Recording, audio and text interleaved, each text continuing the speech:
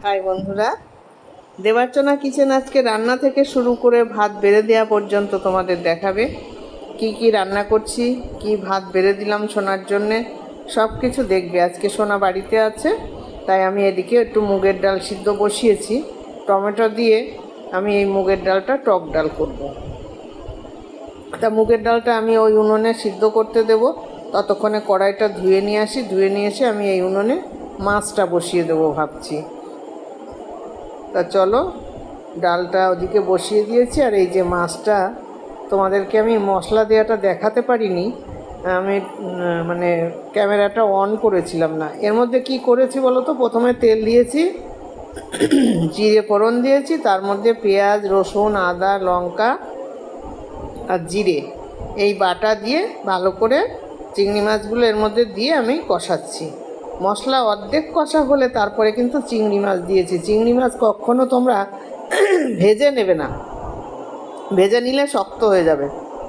এই মশলার সঙ্গে চিংড়ি মাছ কষাবে, চিংড়ি মাছের বাজে গন্ধও আসবে না আর শক্ত হবে না। এবার দিয়ে দিচ্ছি একটু গোলমরিচের গুঁড়ো, এর সঙ্গে দিয়ে দিলাম।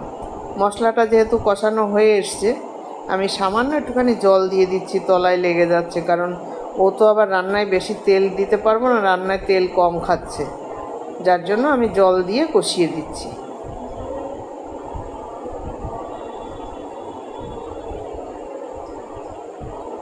কষানোটা আমার প্রায় হয়ে এসছে। আর একটু কাশ্মীরি লঙ্কার গুঁড়ো দিয়ে দিয়েছি একটু কালার হওয়ার জন্যে। ডালটা প্রায় সিদ্ধ হয়ে এসছে, এবার টমেটোগুলো দিয়ে দিলাম। টমেটো দিয়ে টক ডাল করব।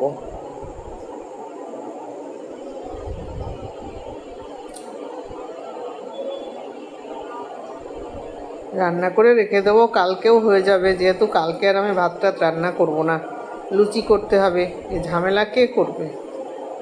ওই জন্য একবারে ধুয়ে দিচ্ছি করে, কালকেও হয়ে যাবে। ওর মাছে জল ঢেলে দিলাম আর সামান্য একটু দিয়ে দিলাম, ব্যাস, আর লাগবে না জল। এবার ঢেকে দেবো।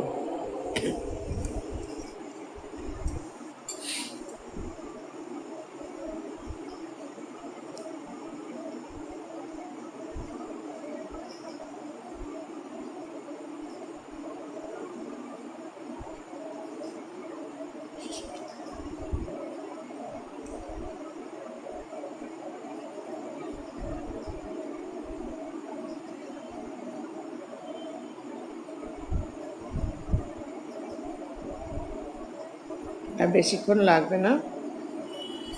এদিকে ডালটা দেখছি, ডালের টমেটোগুলো সিদ্ধ হয়ে গেছে, ওতে একটু লবণ হলুদ দিয়ে দিলাম। এবার ঢাকনা এটাকে আমি খুলে দেবো। দেখো, এটাও প্রায় আমার হয়ে এসছে, দেখতে পেরেছ?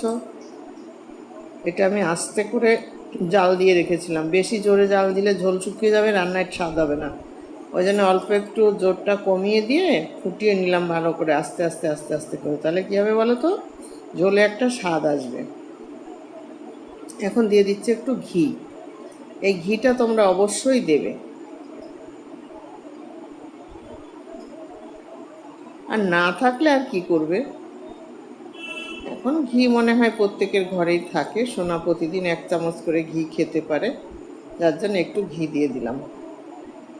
আমার ঝোলটা প্রায় হয়ে এসেছে, আর সামান্য একটুখানি শুকিয়ে গেলে এটাকে আমি নামিয়ে দেবো। ওদিকে ডালও হয়ে এসছে, ডালটা সোমবার দেব।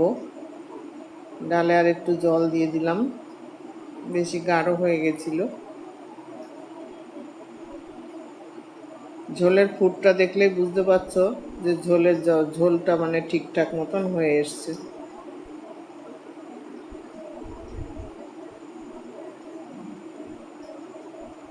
স্মেলটাও খুব ভালো আসছে, রঙটাও সুন্দর হয়েছে, দেখতে পাচ্ছ বন্ধুরা।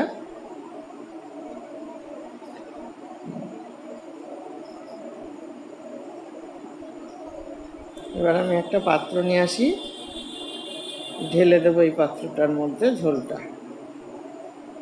দেখো, দাঁড়াও দেখাচ্ছি তোমাদের। আমি আসলে একা একা ক্যামেরা করি তো, একা একাই সব করি, ওই জন্য একটু অসুবিধা হয়ে যায়, বুঝেছো?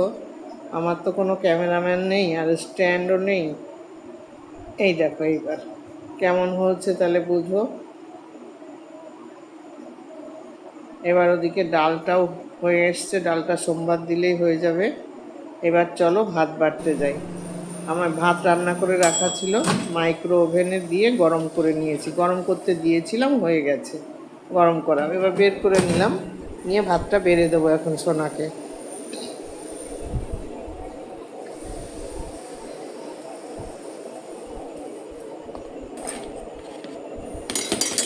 এই থালাটা আবার ওর থালা, ও এই থালায় না দিলে আবার খাবে না।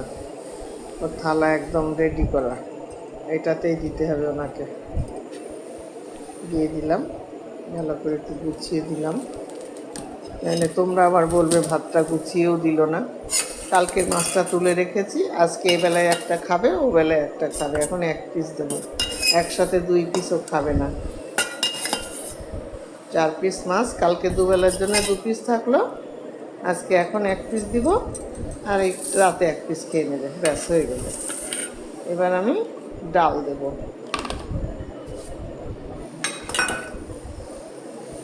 বাটির মধ্যে টক ডাল দেবো।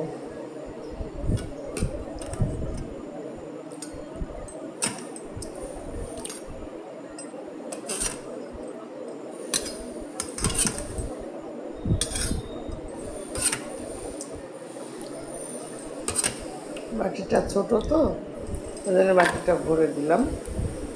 তাহলে বন্ধুরা দেখতে পারলে কি কি দিলাম, টক ডাল আর চিংড়ি মাছের মালাইকারি।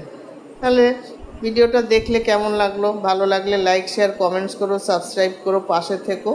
এখনও যারা সাবস্ক্রাইব করোনি সাবস্ক্রাইব করো। আজকের মতো এখানে।